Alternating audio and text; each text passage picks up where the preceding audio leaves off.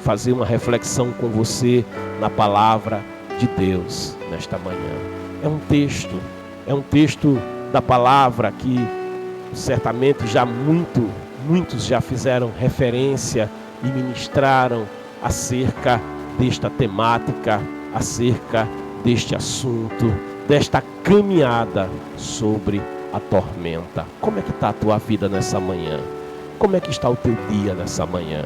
O texto que nós abordamos, a narrativa, ela é uma narrativa que é subsequente a um grande milagre que o Senhor Jesus operou, quando Ele alimentou uma grande multidão com tão pouco em pães e peixes, e mais de 5.000 foram alimentados naquele dia, porque o Senhor, Ele estava naquele meio, o Senhor estava naquele lugar ermo e deserto, e aonde está o Senhor, está o seu cuidado, está a provisão de Deus.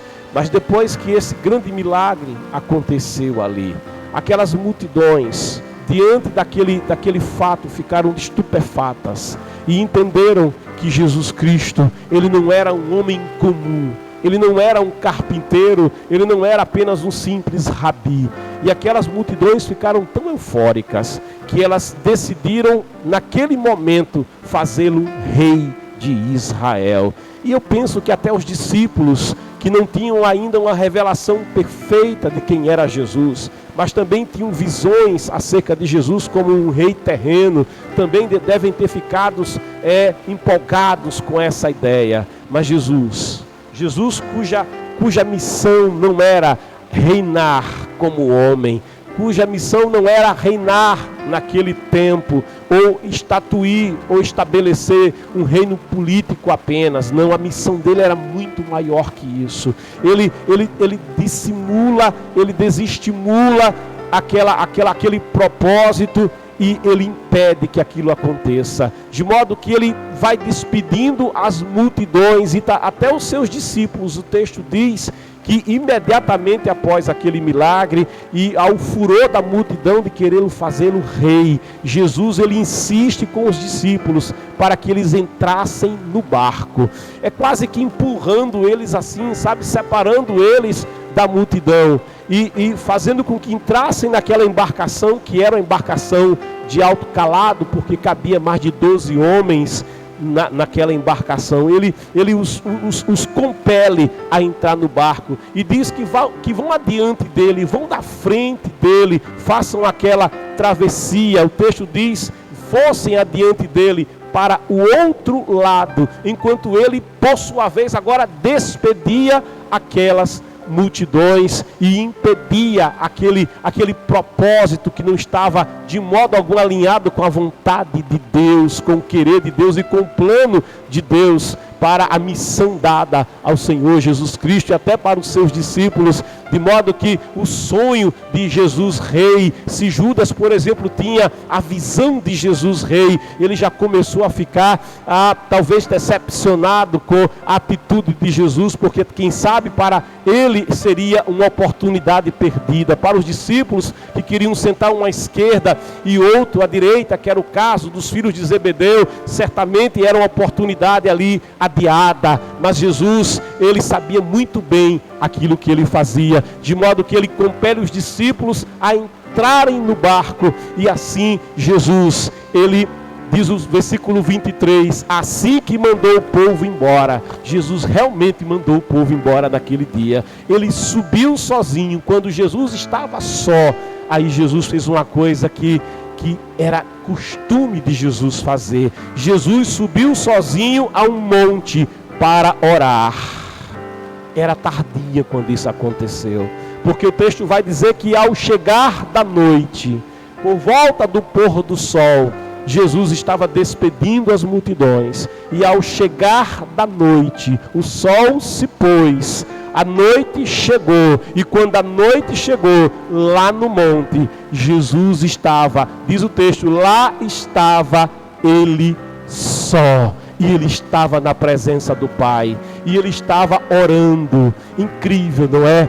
Incrível. Talvez alguém vivendo a experiência e o ministério de Jesus. Jesus tinha realizado tão grandes milagres naqueles dias. Jesus tinha feito coisas tão tremendas. As multidões queriam fazê-lo rei. Será que alguém vivendo o auge da fama, o auge do sucesso, pensaria em buscar a Deus em oração?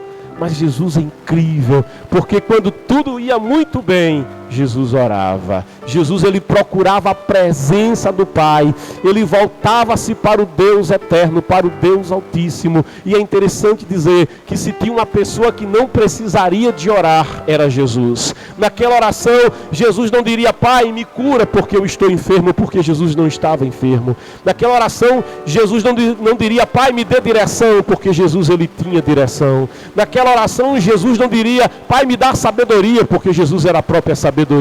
Naquela oração, Jesus não diria: Senhor, me enche com a tua unção, porque Jesus é a própria unção de Deus. A plenitude de Deus estava nele. Naquela oração, Jesus, ele buscava a comunhão com o Pai. Ele estava em carne, e na carne ele não tinha a plenitude da divindade, e Jesus, ele tinha necessidade da presença do Pai, de modo que ele buscava a face do Deus Todo-Poderoso, de maneira muito disciplinada. Jesus, ele buscava este momento, essas horas em que ele estava sozinho na presença do Deus Todo-Poderoso. Eu não sei se os discípulos também são compelidos ao barco, porque ao notarem o ambiente, ao notarem o céu, eles perceberam que nuvens densas, escuras, começavam a formar uma tempestade, e talvez também eles hesitassem em entrar no barco, e Jesus assim os estimulava, os empurrava a que fossem para o mar, que fossem para o outro lado. Não sei se a resistência era apenas pela oportunidade perdida, ou se as duas coisas influenciavam. O fato é que enquanto os discípulos tomavam o rumo para ir para o outro lado, para ir para o lado de Betsaida, de Cafarnaum, de Genezaré, Jesus, ele subia o monte e ele orava, e ele buscava a face do Deus Todo-Poderoso. E me chama a atenção esse hábito do Senhor Jesus Cristo, um hábito que nós devemos ter na nossa vida. O Evangelho, ele vai nos revelar Jesus Cristo como alguém que busca o Senhor, que tinha o hábito de orar. Marcos 1,35 diz que de madrugada, em meio à escuridão, Jesus levantou-se, saiu da casa, retirou-se para um lugar deserto, onde ficou orando de madrugada. De madrugada Jesus buscava a face do Pai. O Senhor, ele declara na sua palavra que ele honra aqueles que o honram, e aqueles que de madrugada o buscam, o encontraria. Jesus, ele bem sabia essa verdade, de modo que ele busca o Pai de madrugada. Lucas 5,15 diz: contudo, as notícias a respeito de Jesus se espalhavam ainda mais, de maneira que multidões convergiam para ouvi-lo e para serem curadas de suas enfermidades. Nesse auge do ministério de Jesus, o versículo 16 diz: todavia, Jesus procurava manter-se afastado, indo para lugares solitários, onde ficava orando. Olha a disciplina que Jesus tinha na oração. Lucas 6, versículo 12 diz: e ocorreu naquela ocasião em que Jesus se retirou para um monte a fim de orar, e atravessou toda a noite em oração a Deus. Como Jesus atravessou a noite inteira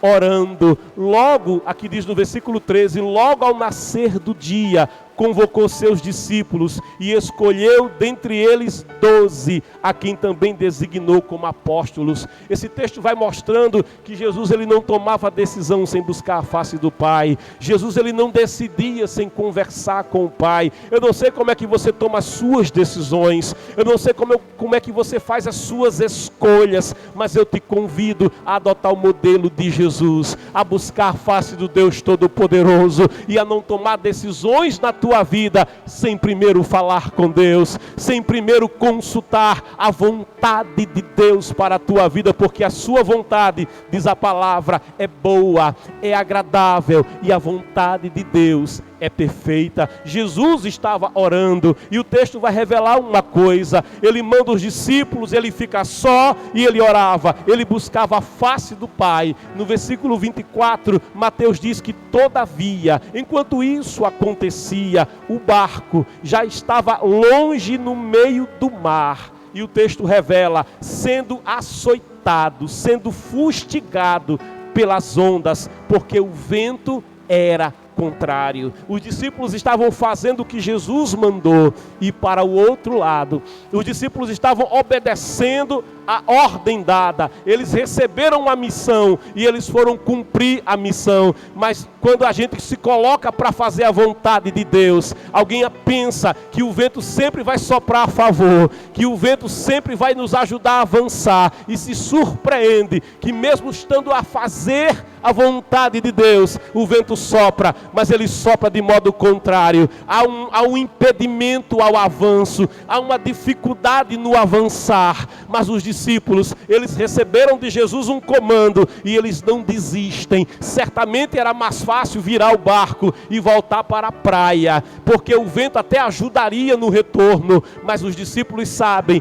que aquilo que o Senhor designou para eles é ir para o outro lado, não é voltar para trás. A palavra de Deus diz que se nós recuarmos, se olharmos para trás, a alma do Senhor não terá em nós prazer. Aquilo que Deus designou você para fazer, aquilo que Deus te chamou para fazer. Olha, ainda que você encontre barreiras, ainda que você encontre dificuldades, ainda que o vento seja contrário, eu te digo pelo Espírito do Senhor, enfrente o vento, faça aquilo que Deus te mandou fazer. O fato do vento soprar contra você não significa que você não está na direção de Deus, não. O vento costuma soprar contra a todo aquele e a toda aquela que se coloca no caminho da vida. O caminho é estreito, a saída pode ser escarpada, o caminho pode ser difícil, mas faz a vontade do Senhor. Você pode até cansar. A palavra diz que os jovens certamente vão cansar. A palavra diz que aqueles que andam com o Senhor vão caminhar e vão sentir cansaço, vão correr e vão sentir fadiga. Mas olha, o vento é contrário. A águia, quando voa, ela não vai voar a favor do vento.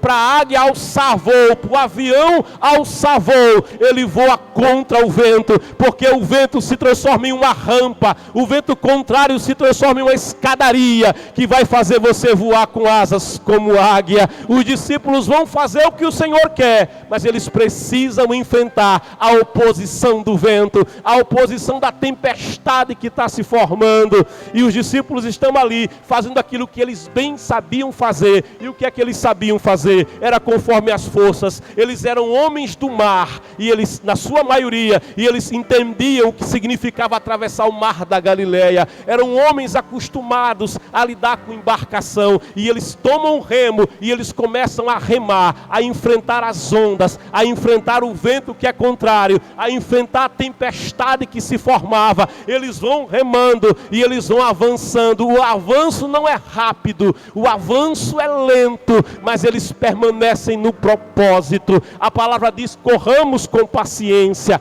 a carreira que nos está proposta, os olhos fixos em Jesus Cristo, naquilo que Ele nos manda fazer. Ele é o autor, Ele é o consumador da nossa fé. Prevaleça, te anime nessa manhã. A palavra diz: não te mandei eu, te esforça e tem bom ânimo. Enfrente o vento contrário, enfrente as ondas e as vagas entre as ondas, e faz o querer de Deus na tua vida. A palavra vai nos mostrando que na quarta vigília da noite, sabe quando diz quarta vigília da noite, a palavra nos dá uma pista daquilo que aconteceu até aqui. A palavra diz: foi Jesus ter com eles. Sabe, a quarta vigília da noite implicava numa coisa: é ao pôr do sol que Jesus despede as multidões, é ao pôr do sol que Jesus manda os discípulos entrarem no barco, é ao pôr do sol que Jesus sobe o monte. Quando a noite cai sobre o monte, a palavra diz: Jesus estava orando, Jesus estava conversando com o Pai. A primeira vigília começa ao pôr do sol,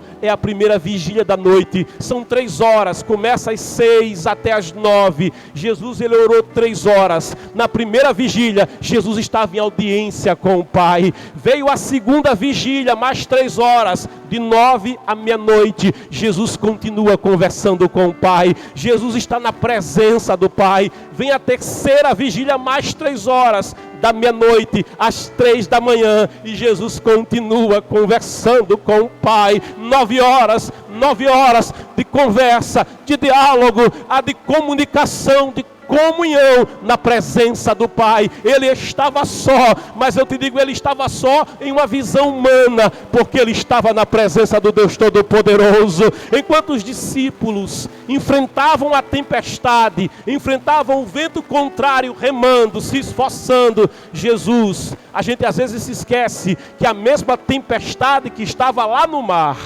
a mesma tempestade que estava sobre aqueles 13 quilômetros de largura de travessia do mar, a mesma tempestade, o mesmo vento frio e tempestuoso, a mesma tormenta também estava lá no monte. Jesus também sentia o vento frio lá no monte, lá também soprava o mesmo vento, a mesma tempestade que caía no mar, também caía lá no lugar que Jesus estava. O texto não nos revela se Jesus encontrou um lugar abrigado em alguma árvore, o texto não nos diz se ele armou alguma tenda para orar. O fato é que enquanto os discípulos enfrentavam a tempestade remando, enquanto os discípulos enfrentavam a tempestade com o seu esforço, com o seu trabalho, com a sua experiência, Jesus, ele passava pela tempestade também, mas ele passava orando, ele passava adorando, ele passava na presença do Pai. O vento podia soprar, a tormenta podia ser forte, o vento podia ser contrário, mas Jesus estava na presença do Todo-Poderoso. Eu te convido nessa manhã a aprender um segredo com o Senhor Jesus. Alguém disse, quando o homem trabalha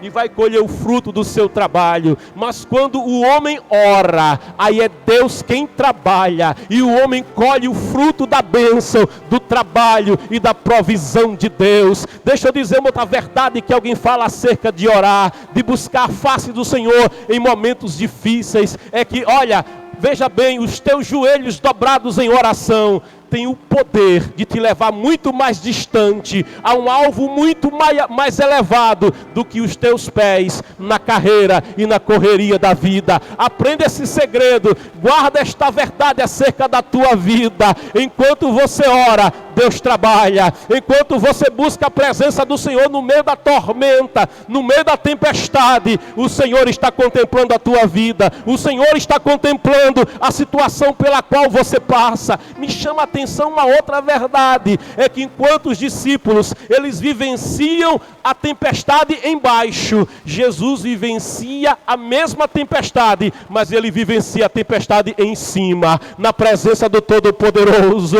Você pode estar passando nessa manhã por uma grande tempestade na tua vida, você pode estar passando a tempestade aqui embaixo, mas eu te convido a subir ao monte da presença do Senhor e fazer como o Senhor Jesus, a vivenciar a experiência de passar pela tempestade na presença de Deus, em oração, na busca ao Senhor, em busca de socorro e de resposta do Deus Todo-Poderoso, porque Ele é socorro bem presente na angústia. A mão dele está estendida, a presença dele é real, você não está só. Ele disse, estarei contigo todos os dias, não te deixarei, não te abandonarei, o teu nome está escrito nas palmas das mãos do Deus Todo-Poderoso, de maneira que Ele não se esquece de você. Enquanto os discípulos tentavam fazer a travessia, sabe, Jesus, Ele sabia o que estava acontecendo.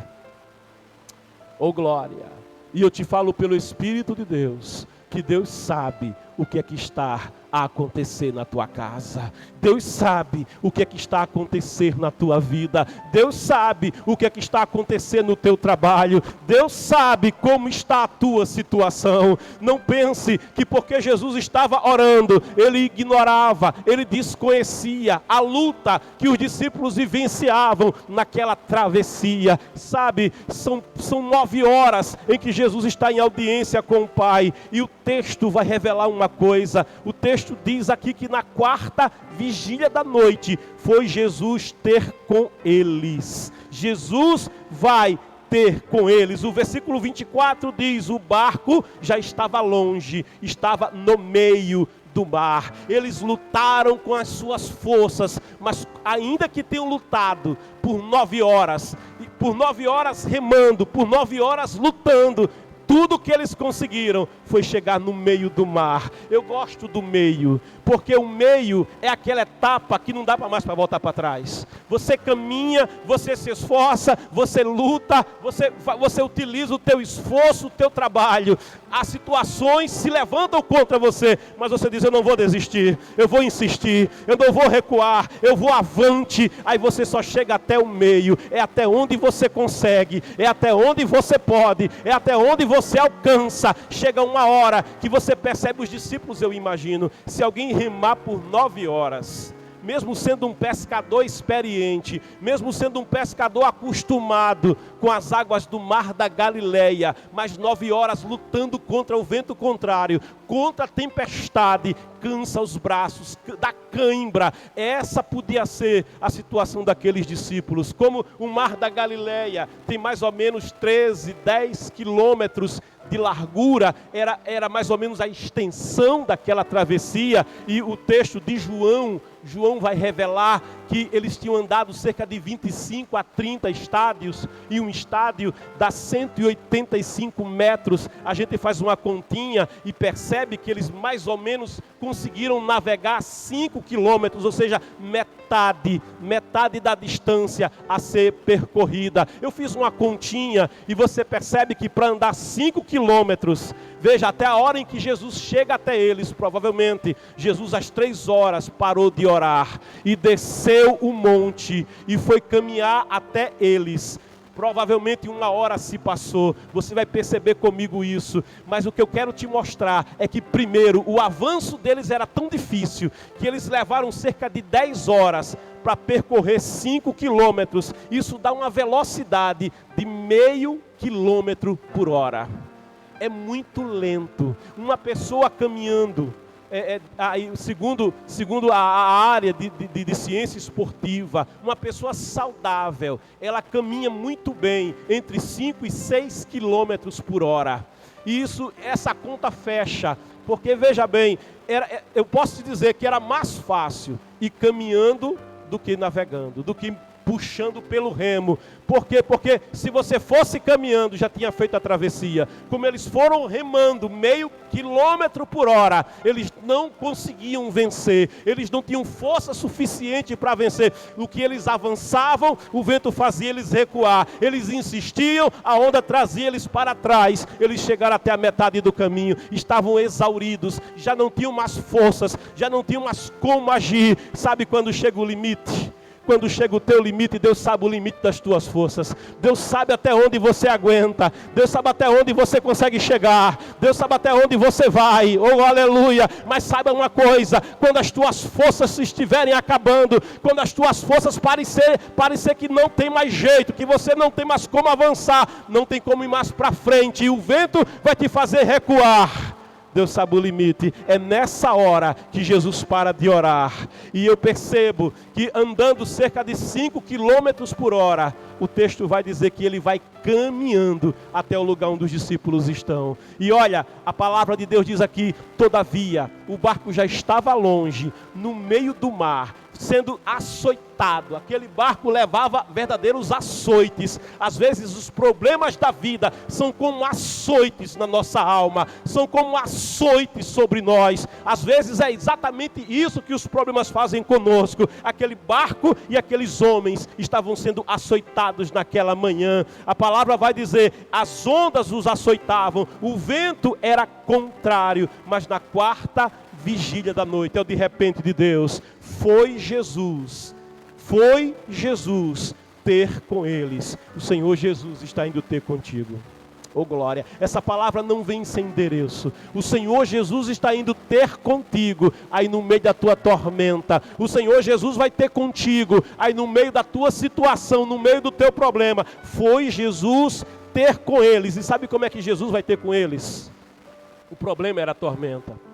O problema eram as ondas. O problema eram as vagas entre as ondas. O problema era o vento que era contrário. Jesus, depois que passa 9 horas na presença do Pai, depois que ele vivencia a tormenta lá no monte, buscando a face do Deus Todo-Poderoso, é uma oração que é solitária. O Senhor Jesus, ele diz: olha, quando você orar, entra no teu quarto. Eu estou passando por uma tormenta, entra no teu quarto, fecha a tua porta, ora ao teu Pai em secreto. Essa oração é solitária, essa oração é sozinho, é Jacó no baú do Jaboque. Essa oração é você e o Pai, essa oração é você e o Senhor, e você busca a face do Senhor. Entra no teu quarto, fecha a tua porta e ora ao teu Pai em segredo, ora ao teu Pai em secreto. E a palavra diz: é o teu Pai que te vê, porque o Senhor te vê nesta hora. Ele vê a tua dor, Ele vê a tua angústia, e Ele vê a tua tempestade. E o Pai que te vê em secreto, a palavra diz, Ele te recompensará. Tem recompensa de Deus para você que clama, tem recompensa de Deus para você que não desiste, tem recompensa de Deus para você que na caminhada enfrenta dificuldades, mas não muda o rumo, enfrenta dificuldades, mas não desvia para a esquerda, não desvia para a direita. Andar com Jesus muitas vezes, não é fácil, muitas vezes é melhor recuar. Se você pensar numa visão humana, é mais fácil desistir, é mais fácil pegar um atalho, mas para o céu não tem atalho, para a santificação não tem atalho, para a salvação não tem atalho, para fazer a vontade de Deus não tem atalho. A palavra diz: me guia pelos caminhos retos, pelos caminhos corretos, por amor do seu nome. Ainda que o exército me cerque, eu não vou recuar, eu não vou desistir, mas eu vou olhar para o Senhor e eu vou avançar, eu vou avançar, eu vou avançar até o alvo da soberana vocação, a minha bênção. Oh glória!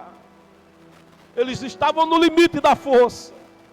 Aí Jesus, ele vai até eles. E sabe como é que Jesus vai até eles? Não tem um barco esperando Jesus, não tem um veleiro esperando Jesus, mas ele passou 9 horas na presença do Pai. E não tem como um crente, oh glória, passar uma madrugada na presença do Todo-Poderoso. Não tem como um crente fechar a porta e entrar na presença do Todo-Poderoso em audiência com Deus. Oh glória!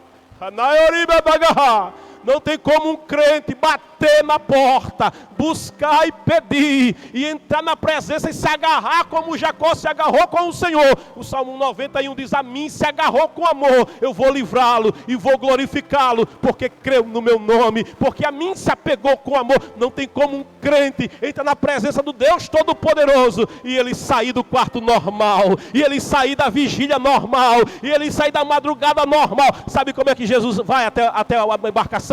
Sabe como é que ele chega até o meio do mar? Ele vai andando. O problema é a tempestade. Aí Jesus chega em cima das ondas, em cima da tormenta. Lá vai Jesus. Ele desce o monte, ele passa pela praia, e agora o que tem? Não tem uma embarcação, não tem um veleiro esperando.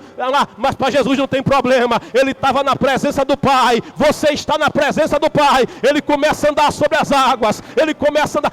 O mar vira tapete. O mar vira tapete para Jesus caminhar.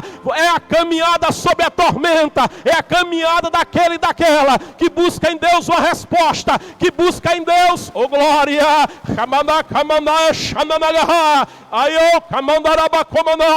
oh glória, anda sobre a tormenta nessa manhã, ande sobre a tempestade nessa manhã, ande sobre o impedimento, o impossível e a barreira nesta manhã. Jesus faz a caminhada sobre a tormenta. E quando ele chega onde estão os discípulos exauridos, e quando ele chega onde estão os discípulos sem forças, e quando ele chega onde estão os discípulos cansados, o versículo 26 diz: quando os discípulos o viram andando sobre as águas. Você já imaginou no meio da tempestade? O vento frio, a neblina, estava escuro, e de repente, no meio da neblina, eles percebem um vulto se aproximando. E aqueles discípulos que eram supersticiosos, tinham superstição que no mar da Galileia, forças demoníacas provocavam essas tempestades. a reação dos discípulos. O versículo 26 diz: quando os discípulos o viram andando sobre as águas, eles viram com os olhos carnais, Jesus estava andando sobre as águas. A palavra diz: ficaram aterrorizados, e eles exclamaram: é um fantasma, é um fantasma. Oh glória! Os discípulos estavam cansados, mas faltava visão. Os discípulos estavam cansados, mas faltava revelação. Os discípulos estavam cansados, mas eles não conheciam a maneira de Deus. Eles conheciam a maneira deles de fazer a travessia. Eles conheciam a maneira deles de agir. Eles confiavam na habilidade deles, na perspicácia deles, do conhecimento deles para lidar com o mar. Eles não conheciam a maneira sobrenatural de Deus agir.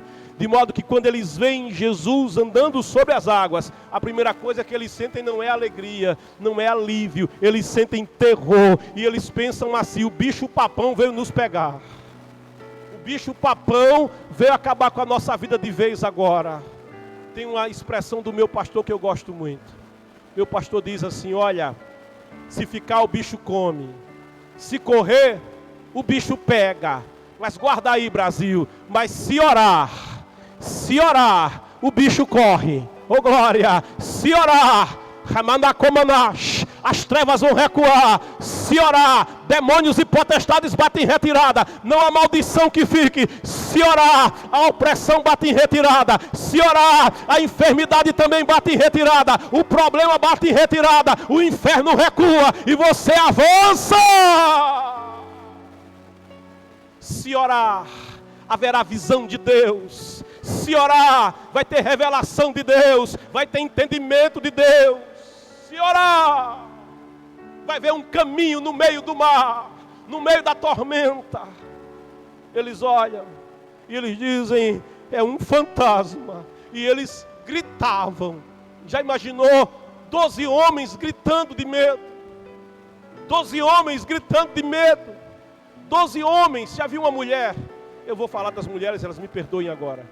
Mas geralmente quando aparece uma barata, no ambiente que tem mulher que tem pavor de barata, meu Deus do céu. Imagine a cena agora com os discípulos, e não era uma barata.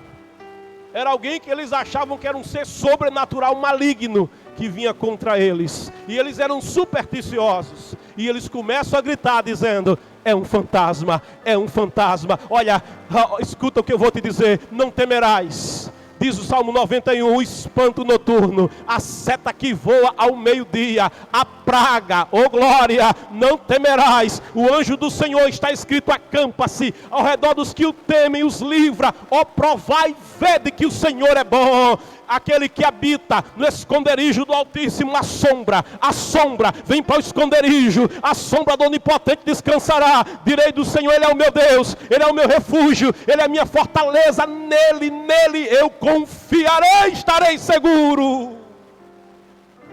Oh, aleluia! É um fantasma.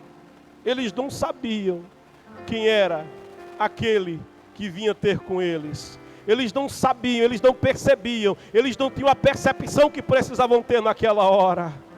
E quando eles gritam dizendo: é um fantasma, olha, é um problema ainda maior do que a tempestade. O texto diz: e gritavam de medo. O problema deles era medo, eles agora tinham medo, e gritavam de medo. Mas a palavra nos diz: mas imediatamente, Jesus lhes diz: tende bom ânimo. Receba renovo aí onde você está. Tende, eu estou no limite das forças. Tende bom ânimo. Oh glória, eu estou querendo desistir. Escuta a palavra. Tende bom ânimo. Oh aleluia, eu caí. Tende bom ânimo. Oh glória, é impossível. Tende bom ânimo. Oh, não consigo. Tende bom ânimo. Aleluia. A presença do Senhor está nesse lugar. A presença do Senhor está na tua vida. Tende bom ânimo no meio da tormenta. Sou eu. No texto grego é ego eimi. Ele está dizendo: eu sou. Eu sou. Tende bom, eu sou, não temais. É o que ele disse lá. em Êxodo, no capítulo 3, versículo 14, quando Moisés recebe uma missão de enfrentar a maior potência militar do mundo antigo, e ele diz: em nome de quem eu vou, Senhor? Mas em nome de quem eu não sei nem falar. Aí o Senhor diz a eles que o eu sou te enviou, o eu sou me enviou a vós. Deixa o meu povo ir, deixa ir o meu povo. O Senhor estava dizendo: eu estou contigo. Eu não sei falar quem foi que fez a boca do homem, eu não sei pregar quem foi que fez a boca do homem, eu não sei orar quem foi que fez a boca do homem. Oh glória, oh aleluia. Tende bom ânimo, creia no Deus que domina o mar.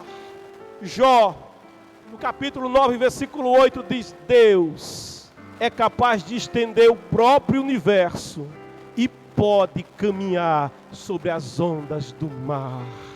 Salmo 29, versículo 3 diz: a voz do Senhor ressoa sobre o bramido das águas, o Deus glorioso troveja, o Senhor resta sobre a vastidão dos mares. Salmo 89, versículo 9 diz: domina a insolência do mar bravio, quando suas ondas se sublevam, tu as amansas. Ele é o que amansa o mar bravio. Isaías, o profeta, no capítulo 51, versículo 10 diz: não és tu aquele que secou o mar, as águas do grande abismo, e fez do fundo do mar um caminho, a fim de que os resgatados passassem? Pois eu sou Yahvé, teu Deus, que agito o mar para o fazer rugir suas poderosas ondas. E Yahvé dos exércitos, o Eterno, é o meu nome. É o Deus Todo-Poderoso que domina sobre as águas. Jeremias 31, 35 diz: assim fala Yahvé, que estabeleceu o sol para iluminar o dia, e determinou que a lua e as estrelas tivessem seu brilho contemplado, ainda com mais esplendor durante as noites, que agita o mar, para que suas ondas rujam. O seu nome é Yahvé, o Eterno dos exércitos. O Salmo 29, 10 diz: acima do dilúvio estabeleceu o Eterno seu trono, o Senhor reinará para sempre. E o profeta Isaías, no capítulo 43, versículo 16, ele diz: assim diz Yahvé, o que outrora preparou um caminho no mar, e nas águas impetuosas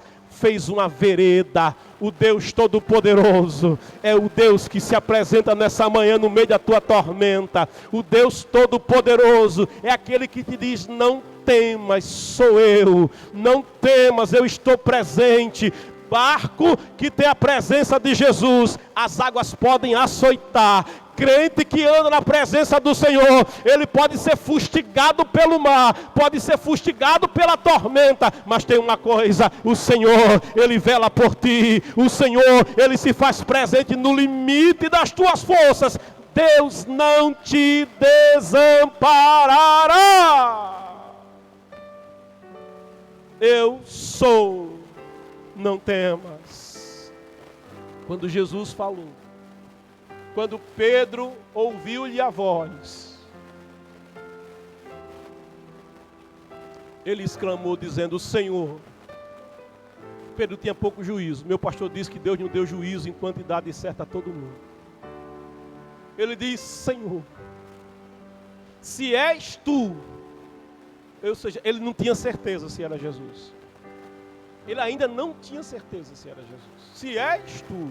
O se é condicional, é dúvida. Senhor, se és tu, manda-me ir ao teu encontro por sobre as águas. Oh, aleluia. Senhor, Pedro que tinha passado 10 horas remando, Pedro que tinha gritado com medo de um fantasma.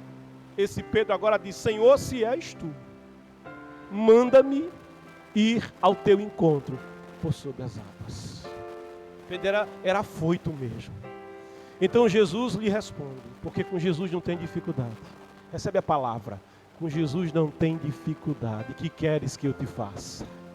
O cego clamou: Bartimeu, filho de Davi, tem misericórdia de mim.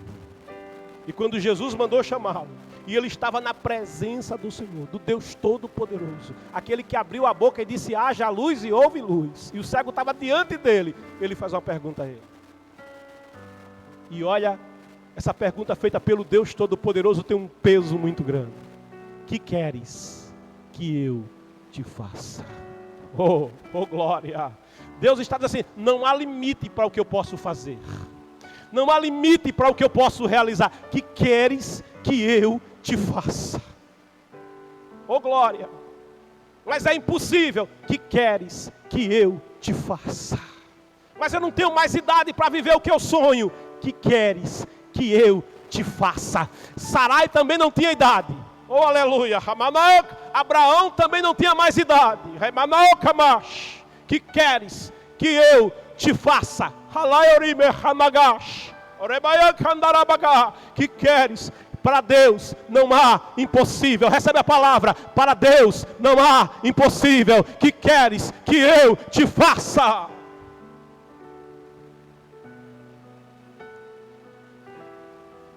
Então Jesus lhe respondeu. Ele fez a oração. Se és tu, Senhor. Se és tu. Aí Jesus diz, vem. Como disse o centurião, basta uma palavra. E pode ser de uma sílaba só, né? E Jesus usa uma palavra de uma sílaba só. Vem. Vem. Oh glória. Quando Jesus diz vem, todo impedimento sai. Quando Jesus diz vem, a muralha cai por terra. Quando Jesus diz vem, o mar se abre. Quando Jesus diz vem, o problema vira tapete. Oh glória! O gigante vira anão. Porque Jesus está dizendo vem, vem, vem, crê somente, vem. Oh aleluia! E Pedro, quando ouviu Jesus dizer vem, Pedro, deixando o barco. Imagina Pedro saindo daquele barco. Pedro era pescador do bom, viu? Pedro bota o pezinho, né? Eu vou fazer uma conjectura aqui, ó. Oh glória. A água era mais baixa que o lugar, né? Aí ele bota o pé, sente firmeza. Ele não sabe como, mas Jesus disse vem. Ele, opa. Os discípulos, todo mundo é expectativa, o que é que vai acontecer? Aí ele tira o outro pezinho. Oh, a fé é o firme fundamento das coisas que se esperam. A fé é a convicção daquilo que o olho não vê. Eu ministro fé sobre a tua alma. Eu ministro fé sobre o teu coração. Fé para viver milagre. Fé para viver o impossível. Fé para viver o melhor de Deus na tua vida. Ele coloca o outro pé. Aleluia. Uma caminhada começa assim com o primeiro passo. Pedro dá o primeiro passo, é o passo da fé. Aí ele dá mais um passinho, ele caminha. Oh glória. O texto revela aqui. Então Pedro, deixando o barco, andou. Ele ainda andou. Ele ainda deu uns passos. Ele começou a andar na bênção. Ele está de posse de vitória. E crente, irmão, crente animado como Pedro, se estava vivendo aquela promessa, eu imagino como é que Pedro não estava naquela caminhada. Oh glória! Com aquela, do jeito que ele era, olhando para os outros, dizendo, olha, oh aleluia, Jesus é demais. Ele estava ali, ó, vivendo, ele andou sobre as águas. Pedro, deixando o barco, andou sobre a tormenta, andou sobre o problema, andou sobre a crise, andou sobre o impossível. Deixando o barco, você precisa deixar o barco. O barco que te impede, o barco que te limita, o barco que te contém, o barco que nele você não consegue avançar. Eu disse que a travessia era mais fácil fazer andando e não remando. Essa travessia, Deus não te chamou para remar, Deus te chamou para andar, Deus te chamou para correr. Recebe a palavra de Deus agora. Deus te chamou para voar. Voa nas asas do Espírito. Essa travessia não é remando, é voando, é andando, é correndo. Corramos a carreira que nos está proposta. Mas quando Pedro começa, diz aqui, andou por sobre as águas. E ele foi na direção de Jesus. Na direção de Jesus dá certo. Se você deixa o barco para ir na direção de Jesus, da palavra, anda na direção da lâmpada para os meus pés, é a tua palavra, luz para o meu caminho. Escondi, guardei a tua palavra no meu coração, para eu não pecar contra ti. Se você andar na direção de Jesus, se você for na direção do eco da palavra, escuta a palavra, deixa o barco do impedimento e caminha. Pedro foi nessa direção e ele andou sobre as águas. Mas na caminhada, todavia, diz o versículo 30, reparando. Oh, querido, para de reparar. Quando você caminha com Deus, você precisa parar de reparar. Não dá para ir para a igreja para se encontrar com Deus e ficar reparando. Tem gente que, em vez de cultuar, quer reparar quem está chorando. Olha, está chorando. Olha, o que é aquilo ali? Enquanto você repara, você perde a bênção. Enquanto você repara, você perde a direção. Tem gente que vai para reparar, não vá para reparar, vá para adorar, vá para chegar na presença, caminha no propósito de ser cheio, cheio do Espírito de Deus, cheio da glória de Deus na tua vida. Pedro, na caminhada, ele começou a reparar. Ele reparou na força do vento.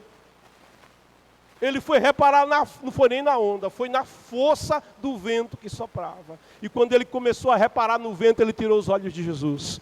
Quando ele começou a reparar no vento, ele perdeu a visão de Jesus. E quando ele perde a visão de Jesus, o texto vai dizer, ele teve medo. Aí o medo tomou conta, porque ele deixou de olhar para Jesus e ele passou a olhar para a força do vento. Começa a olhar para o Senhor outra vez. Você que parou na caminhada, você que começou a olhar para o lado, você que começou a olhar para o vento, começa a olhar para o Senhor, começa a olhar na direção do Senhor outra vez. Oh, aleluia! E começando a afundar, porque o medo quer dizer que não tinha mais fé. O medo quer dizer que a fé acabou. A conexão com o Senhor é a fé. E quando você deixa de olhar na direção de Deus, a fé acaba, a fé desaparece. O gozo da salvação, a comunhão com Deus é quebrada. Aí você começa a afundar. Pedro começou a afundar. E começando a afundar, gritou. Olha, Pedro era bom de nado. Mas aquele mar era bravio. Aquele mar era perigoso. Aquele mar era realmente tempestuoso. O mar da vida, ele quer tragar. O mar da vida quer destruir. O mar da vida quer te afogar. Oh, aleluia! Mas Pedro, quando percebe que está sendo tragado pelas águas do mar da vida, que ele não teria forças para emergir outra vez, ele diz, Senhor, salva-me. Senhor, salva-me. Eu te convido nesta manhã a abrir tua boca e a escrever nesse chat, Senhor, salva-me. As águas querem me tragar. Senhor, salva-me. As águas querem me destruir. Senhor, salva-me. Eu te convido a olhar de novo na direção do Senhor e a levantar a tua mão para Ele e dizer, Senhor, eis-me aqui. Eu quero entregar a minha vida a Ti. É isso que Pedro está fazendo. Senhor, salva a minha vida. E na hora que Pedro pede por salvação, Jesus estende, a Bíblia diz imediatamente, que salvação é para agora, salvação é para já. Imediatamente, ele estende a mão, segurou, ele segura na mão do Senhor, a mão dele está estendida. E onde você está? Levanta a tua mão, segura na mão de Deus agora. Pega na mão do Senhor, sinta a mão do Senhor segurando a tua mão nesta hora. Esta mão é mão de vida, esta mão é mão de saúde, esta mão é mão que resolve, essa mão é mão que levanta, essa mão é mão que protege, esta mão é mão que tem poder para mudar a tua história. Pedro segurou na mão de Jesus, a mão do Senhor Jesus está estendida. Jesus estendeu imediatamente a mão, segurou e lhe disse, homem de pequena fé, por que duvidaste?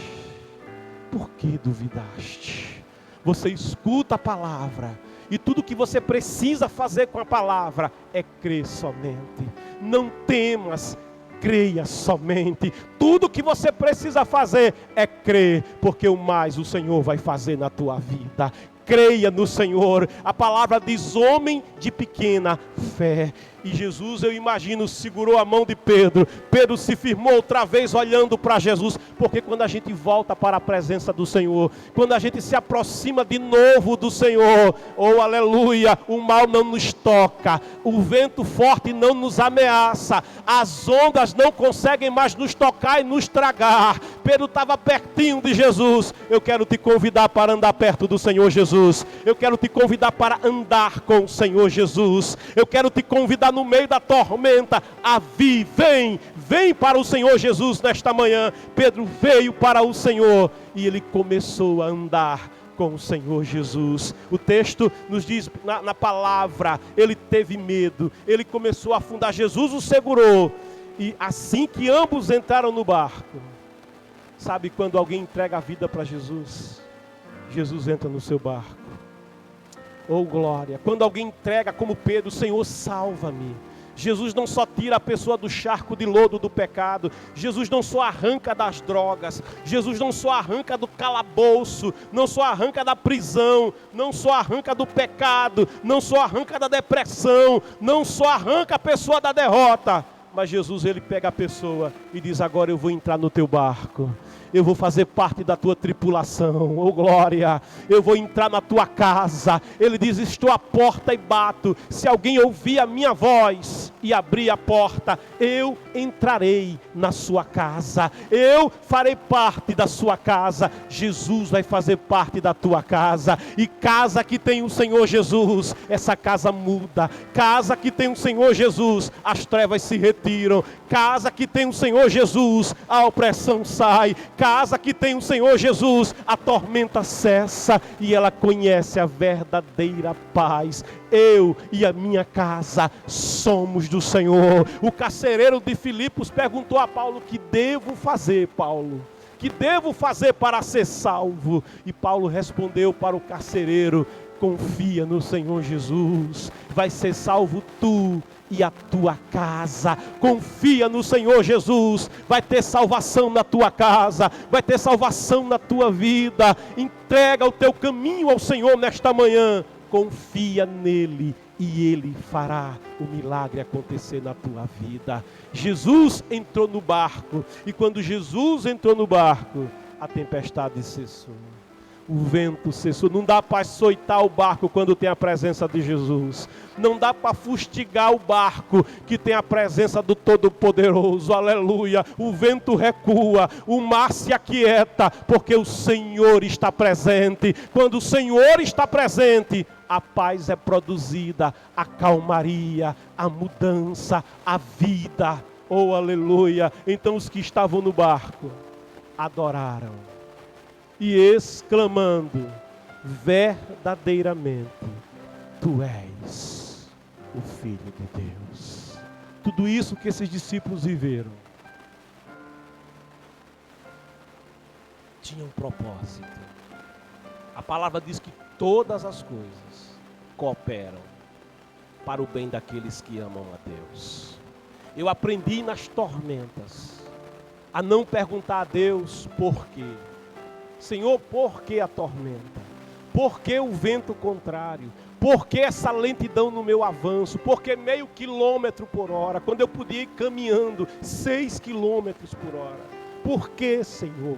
Eu aprendi a não perguntar por quê, mas a saber que há um pra quê de Deus na minha vida, há um pra quê de Deus na tua vida também. A tempestade não vem por acaso, o barco não é assolado por acaso.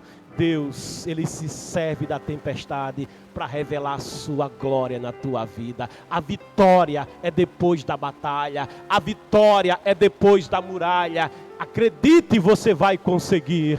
Mas eu te convido nessa manhã a receber o Senhor Jesus Cristo, aquele que se apresenta na tua casa, aquele que se apresenta diante de ti no meio da tua tempestade, e a fazer como Pedro: Senhor, salva-me. Eu quero saber nessa manhã, onde está a primeira vida que quer confessar Jesus Cristo como seu Senhor e como seu Salvador.